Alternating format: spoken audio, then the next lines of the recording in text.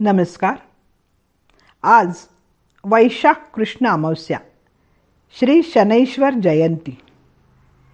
आज आपण तात्याजी महिपती नावाच्या संतांचा श्री शनी महात्म्यामधील एक श्लोक पाहणार आहोत. श्री कृष्ण म्हणे, शनैश्वरा तू महासमर्थ होसी खरा, सर्वत्रांसी तुझा दरारा, देव दानवांदिकांसी. ऐसे देवादिकांनी त्रासिले, त्यात तुझला काहीसे दुःख दिधले, किंचित चमत्कारासी दाविले, समजावया तुझ लागी.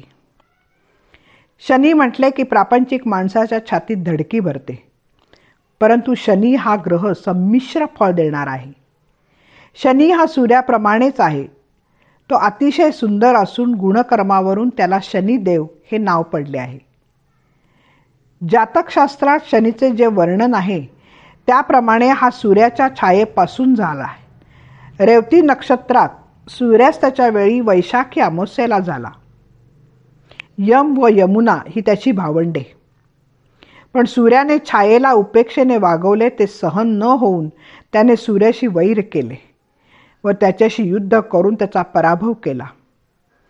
सतीच्या विरहाने शंकर शोक करीत असता त्याच्या नेत्रातून अश्रुबिंद शनीच्या अंगावर पडले. त्यामुळे तो काळा झाला, अशी कालिका पुराणात कथा आहे. त्याने शिव आणि त्रिपुर यांच्या युद्धात शिवाच्या रथात बसून युद्ध केले. अगस्त्य ऋषींना जेव्हा अश्वत्थ आणि पिप्पल हे त्रास देऊ लागले तेव्हा शनीने त्यांना ठार मारले. पुढे हा लोकांना त्रास देऊ लागला, उपद्रव करू लागला. म्हणून त्याला संतुष्ट करण्यासाठी शंकरांनी 12 राशीतल्या मकर आणि कुंभ या 2 राशींचे आधिपत्य त्याच्यावर सोपवले. शिवाय जो कोणी शनीची पूजा करेल त्याला सुख आणि शांती मिळेल असेही सांगितले.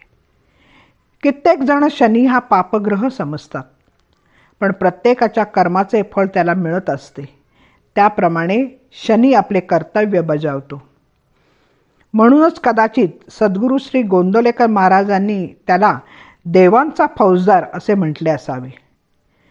गुन्हा करणाऱ्यालाच पोलिसाचे भय. शनीची साडेसती प्रसिद्ध आहे.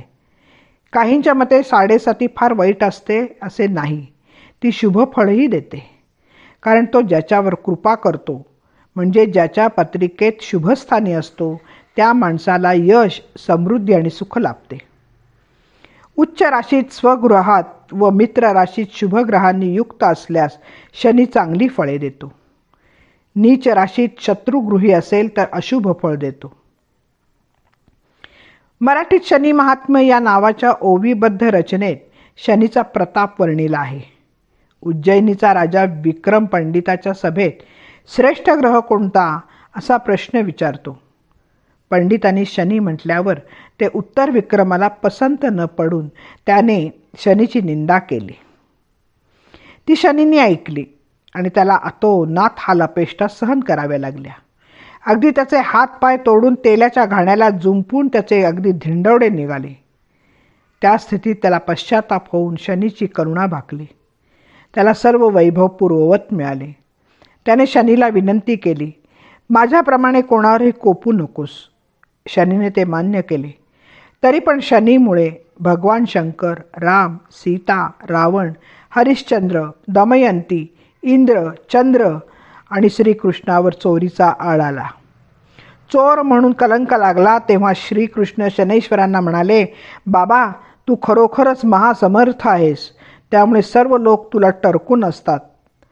देवाबरोबर दानवांनाही तुझा दरारा वाटतो. पण त्यावर शनीने उत्तर दिले, अशा अनेक देवांना मी त्रस्त करून सोडले हे खरे आहे, पण फार त्रास दिला नाही. तसाच थोडा चमत्कार तुलाही दाखवला. मी म्हणजे कोण आहे याची तुला चुणूक तुला दाखवली. परोपकारी जे आहेत त्यांना त्रास द्यायचा नाही असे त्याने ठरवले. अशी ग्रहदशा येऊ नये म्हणून शनीची पूजा करावी. शनिवारी एक भुक्त राहावे. उडीद, तीळ, कृष्णवस्त्र, लोखंड दान द्यावे. शनीच्या अनुकूलतेसाठी नीलमणी अंगात बाळगावा. अश्वत्थाची पूजा करावी. शनी महात्म्य वाचावे. शनीचा वैदिक मंत्र सांगितला आहे तो असा, शमग्निरग्निभिः करच्छ नस्तपतु सूर्यः शवांतो वात्वर्पा अपस्त्रिधः. महाराष्ट्रात शनीची अनेक मंदिरं आहेत. शनी शिंगणापूरचे मंदिर तर विख्यात आहेच. शनी प्रित्यर्थ पिंपळाचीही पूजा करावी. जनाबाईंच्या शब्दात, पुरवी आस माझी देवा जेणे घडे तुझी सेवा. धन्यवाद. मी सौभाग्यवती पल्लवी कुलकर्णी. नमस्कार.